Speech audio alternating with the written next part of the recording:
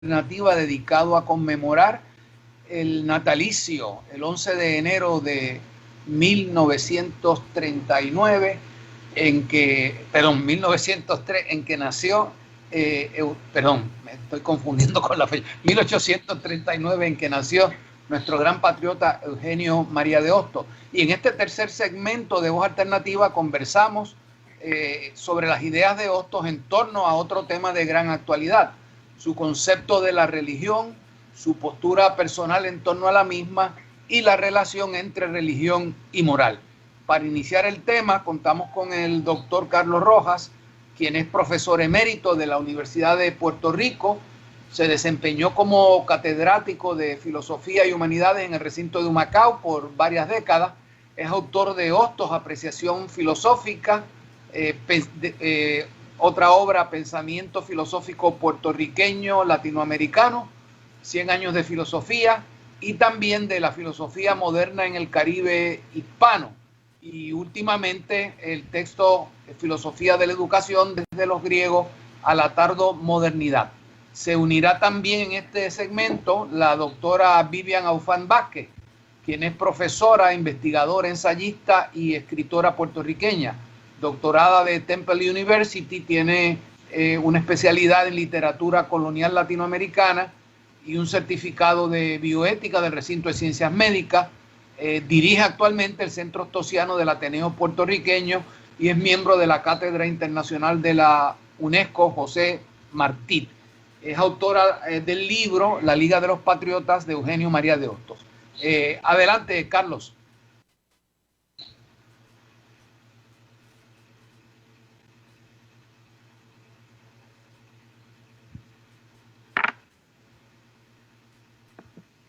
Adelante, Carlos. Doctor Carlos Rojas.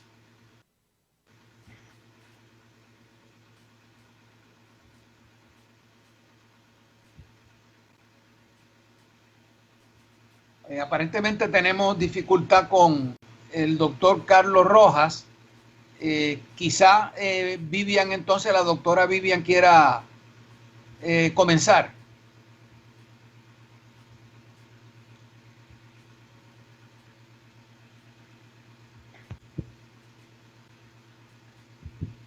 Bueno, estamos teniendo dificultad con la comunicación. Voy a comenzar hablando un poco sobre el tema, a ver si se nos une cualquiera de los otros dos participantes. Y también le voy a pedir al profesor Alejandro Torres, que sé que ha trabajado con esta temática, que se nos una a la conversación. Este tema, como indicábamos, es de gran actualidad. Lo fue en la época de Hostos, y uno de los grandes obstáculos y resistencias que encontró Hostos, sobre todo para desarrollar su gran proyecto educativo, del que hablaremos en el último segmento del programa, fue precisamente la idea que él planteó de una escuela laica, ¿no? En ese momento histórico, en todos los países latinoamericanos existía un concordato y la religión era una materia que se enseñaba y era obligatoria en las escuelas, de modo que esta idea de una escuela laica, una escuela donde no se enseñara religión, causó grandes controversias. Y si el tema hoy día causa controversias, imagínense en esa época. Creo que ya se nos une Carlos Rojas. Adelante, Carlos.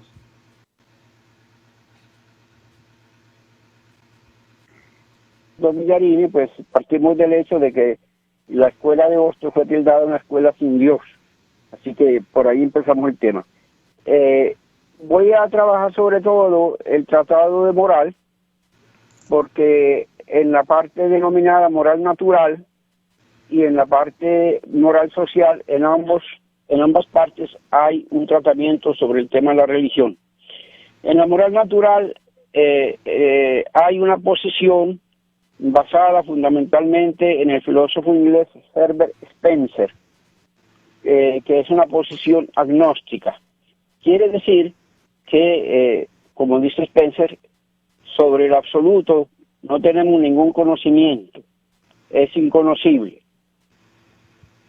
Y esa también entonces la posición de Hostos, va a decir que las religiones son explorescencias metafísicas, un pasado de la humanidad que ya debe ser superado y que debe ser sustituido por unas religiones más filosóficas. Curiosamente, ese tratado de moral natural es interesante porque establece lo que hoy llamaríamos una ética ecológica. Es decir, alrededor del tema de la naturaleza, Hostos trabaja el tema ecológico y consiste en una gratitud hacia la naturaleza como causa desconocida de todo lo que hay en el universo. Establece también un deber de tolerancia, que es muy importante dentro de su liberalismo, es decir, de respetar todas las religiones, porque todas ellas son interpretaciones de las cuales no sabemos que ninguna sea la verdadera, y por lo tanto es importante respetarlas para un clima de convivencia social. Por eso, para Hostos la religión es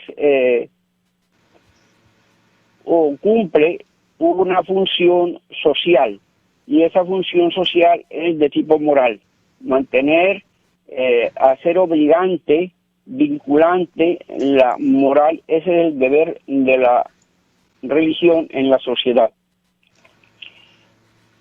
Por otra parte, en la moral social tenemos un tratamiento ligeramente distinto.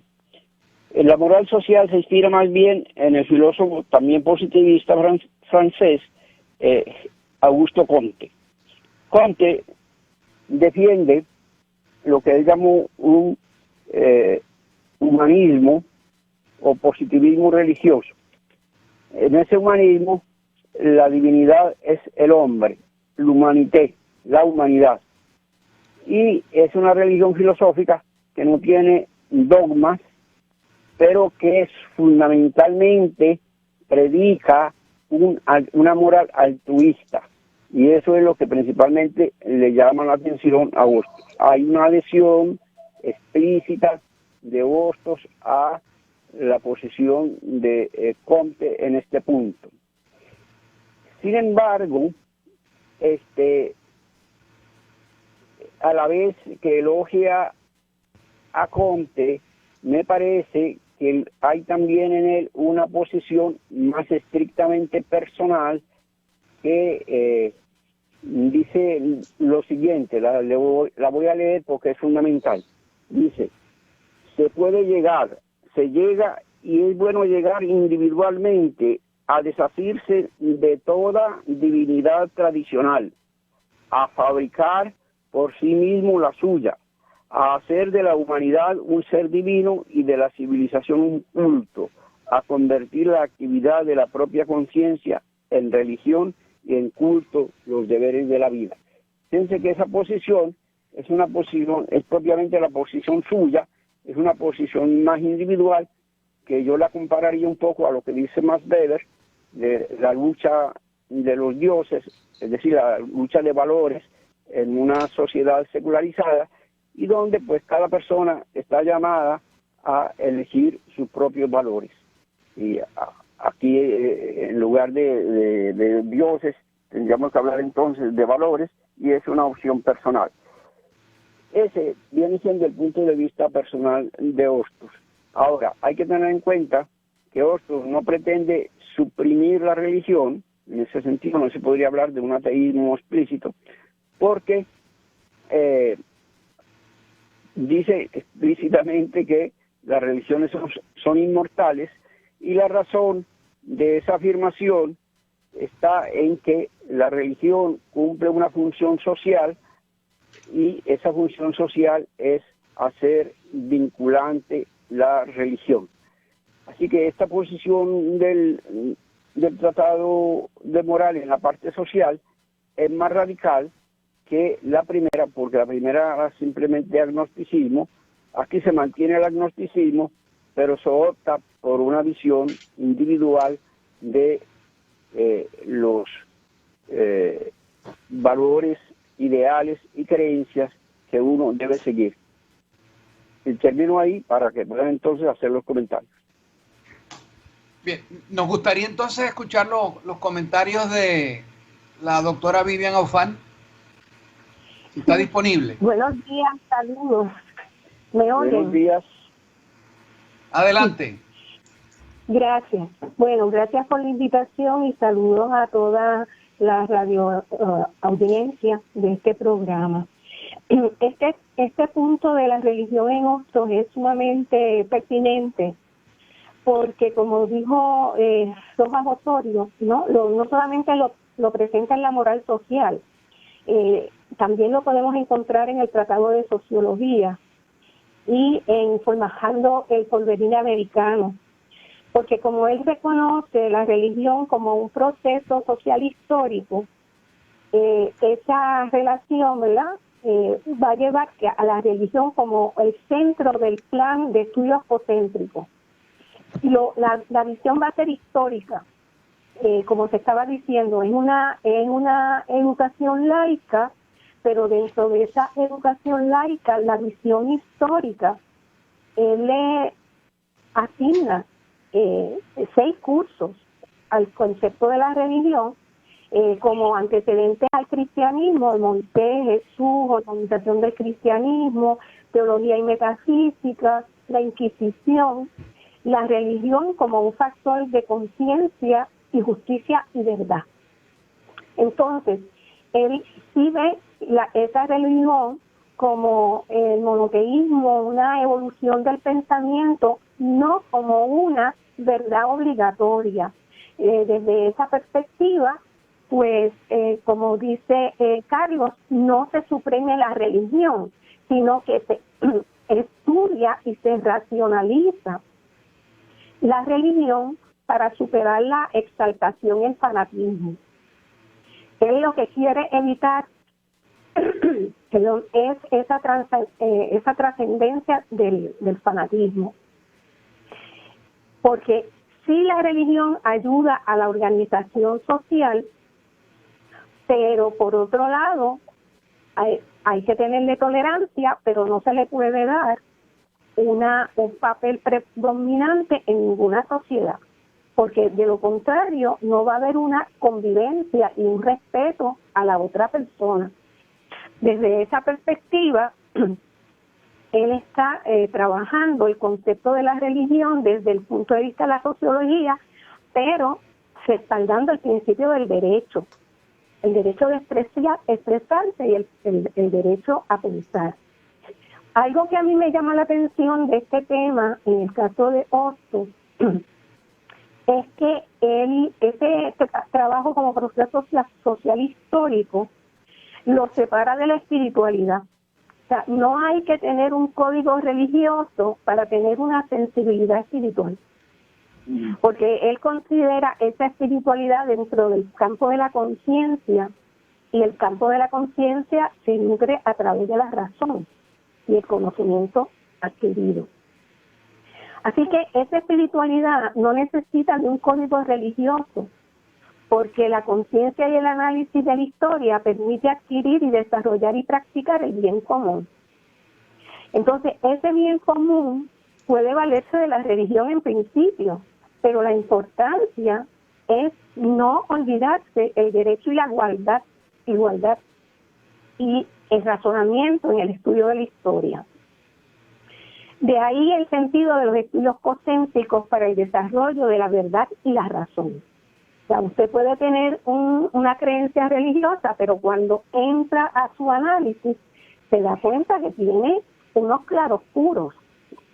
Y por otro lado, el otro punto que a mí siempre me ha llamado la atención es que el tema de la muerte, que es uno de los temas fundamentales en todas las religiones, Hostos lo superan casi a la altura de nuestro siglo, porque él no reconoce que la muerte sea un final.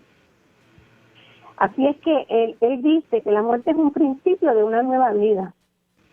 Y luego la muerte es triste porque la vida es triste, pero hay que acostumbrarse a vivir y es acostumbrarse a trabajar y es acostumbrarse a que se va a trascender esta muerte. Y desde esa perspectiva yo entiendo que hace una gran contribución a superar la creencia por miedo o la creencia por adquirir un bien mayor. Y desde esa perspectiva reconoce el valor de toda persona. Muy bien. Alejandro, ¿quieres conversar sobre el tema? No, definitivamente. Mira, Carlos Rojas, en el ensayo del titulado La filosofía en Hostos, que es la que nos introduce al volumen 9 sobre el tratado moral en la edición crítica, en el sistema de moral natural o de la religión dice, y cito, los deberes naturales son para Hostos deberes religiosos.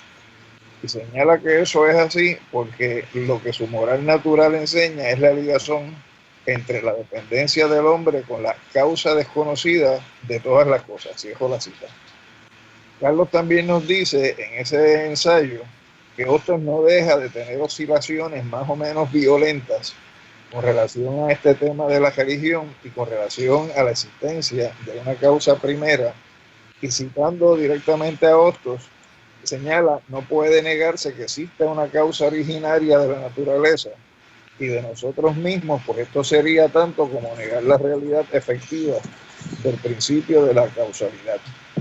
Señala que Hostos, sobre esta causa originaria, se refiere a ella como causa primera y usa varios epítetos como causa desconocida, causa de las causas, causa primera, lo absoluto incognoscible, y aclara además que para Hostos ninguna religión es la verdadera porque todas son interpretaciones humanas de la causa originaria. Para Hostos ninguna religión es la verdadera y todas son meras interpretaciones, por lo que entonces no cabe ningún dogmatismo, intolerancia y mucho menos fanatismo.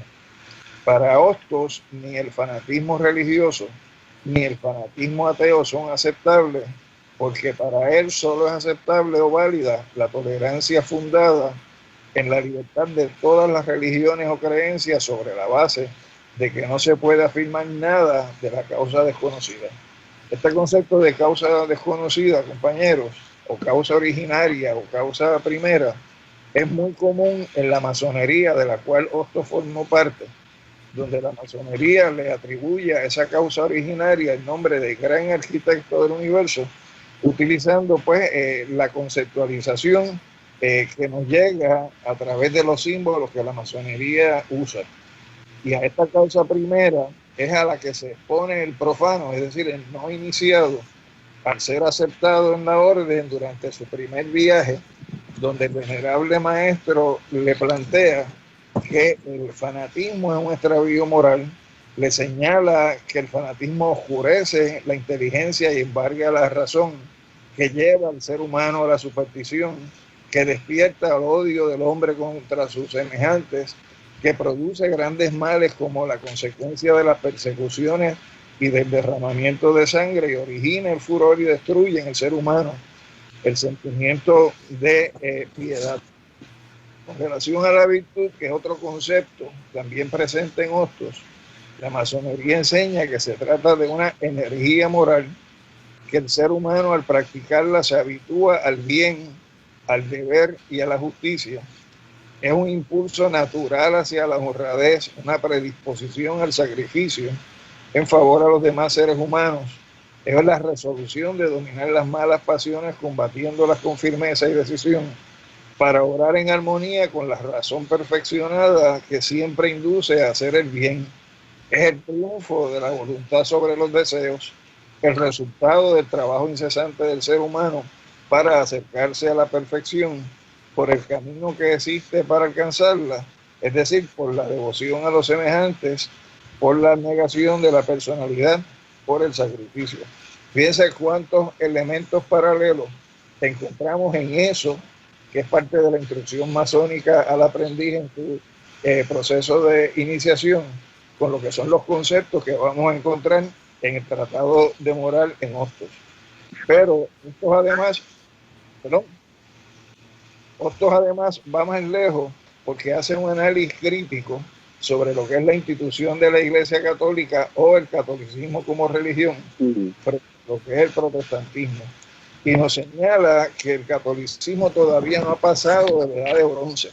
Y nos señala que el dogma, la concepción de la Inmaculada, la infalibilidad en referencia al Papa, las canonizaciones, la reconquista del poder temporal por parte del papado son lastres con los que arrastra el catolicismo todavía al momento en que Hostos escribe, pero se plantea a su vez que esa realidad tiene posibilidad de cambio y transformación, y es interesante porque dice que eso puede darse, cito, en cuanto llegue al gobierno de la Iglesia un papa reflexivo, ¿no? Y uno piensa inmediatamente pues en el actual papa, ¿no?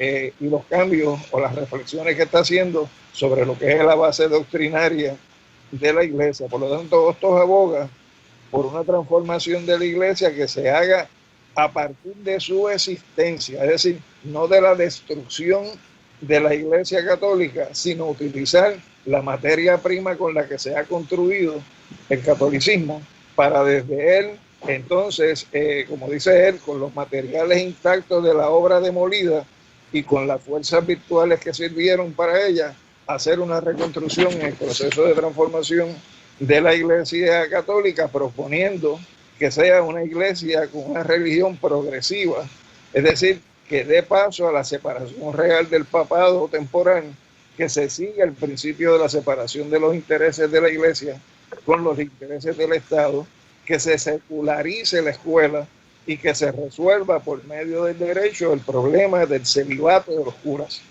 Entonces, él señala que ese sería el comienzo para una nueva religión católica, donde el establecimiento del orden voluntario, es decir, un orden de la voluntad, sea lo que nos acerque hacia esa corriente religiosa. Y claro, entra a hacer una elaboración teórica sobre lo que es el protestantismo, considerándolo como que es más adelantado en la evolución religiosa que el catolicismo. Señala que el catolicismo es la antítesis del protestantismo y dice que el catolicismo, como ciego de razón o necio de intención o loco de fanatismo, es una institución que desperdicia en nonadas su fuerza y su influencia. Entonces deposita su confianza en que es posible un cambio, una transformación del catolicismo que él vive en su tiempo, y dice que las fuerzas de las ideas que arrastran fatalmente a las instituciones que no quieren ni deben perecer antes de tiempo es la base de ese cambio para la transformación. Y como nos dice Vivian y nos plantea Carlos, en alguna medida él conceptualiza que las religiones van a ser inmortales porque, cito, no porque sean revelación, pues entonces ninguna sería falsa o todas serían verdaderas, sino porque son una de las construcciones de la actividad general del ser humano. Entonces él convoca a que se mueva desde la religión positiva a la religión filosófica, señalando que esta última es el humanismo, es decir, la religión de la humanidad, donde no debe haber un culto a un dios, ni a dioses, ni el culto a la naturaleza, ni tiene que haber fuerza sociológica ni fuerza moral que pueda ir más allá, que no sea que esa afirmación última de la aspiración a una religión de la humanidad. Y entonces, en ese sentido, ve en esa posibilidad de cambio y transformación de la Iglesia Católica un movimiento que es necesario. Es decir, que no es la destrucción de lo que es acervo histórico, sociológico, cultural y religioso de siglos, en términos de echarlo al zafacón de la historia, sino a partir del mismo establecer un proceso de reconstrucción que lleve pues a una superación de sus lastres actuales. Muy bien, y es interesante porque eso que está señalando Alejandro permite entender dos cosas. Número uno, que la mayoría de los discípulos hostosianos, los normalistas, eran profundamente religiosos, católicos, y para nada el haberse hecho discípulos de Hostos afectó sus creencias, sino que precisamente ayudó a reconceptualizarla. Y otro aspecto que ayuda a entender es el nivel de, no solamente de tolerancia, sino de respeto hacia la religión que se daba en el seno de la propia familia ostosiana, donde sus hijos fueron bautizados, y cuando uno escucha, ¿verdad?, tiene la oportunidad de escuchar los testimonios de sus nietos y hasta de sus bisnietos, uno se da cuenta de esto. Por último, también es importante tener en cuenta que Hostos ubica la religión como dentro de uno de los siete leyes básicas de la sociedad, de la constitución de las sociedades, y es la que tiene que ver con lo que él llama la ley, ¿verdad?, el principio social, o el principio, él lo llama también el principio de la civilización, ¿no? Y en este sentido, para Hostos la religión, o la preocupación de Hostos con la religión, tiene que ver más que con cuál es la causa última, sino hacia dónde va. Es decir, lo más que le interesaba era el aspecto del propósito o la finalidad, y sobre todo él creía que toda sociedad necesita vivir de acuerdo a una ley, o a lo que él llamaba, ¿verdad?, el principio del bien, el principio de la civilización, el principio del ideal, ¿verdad? El ideal. Que también podemos traducirlo como el sentido de trascendencia que necesitan las sociedades para entender que la vida no es un aquí y un ahora, sino que la vida se orienta, se dirige a unos fines que solamente se consiguen en largo plazo. Ese fin Hostos lo llamaba la civilización. Y la civilización no es otra cosa, ¿verdad?, que la perfecta armonía de la vida, la armonía de los seres humanos con la naturaleza, entre ellos y hacia sí mismos, ¿no? Así que me parece que este tema sigue teniendo una gran actualidad. Bueno, tenemos que pausar y regresamos en breve.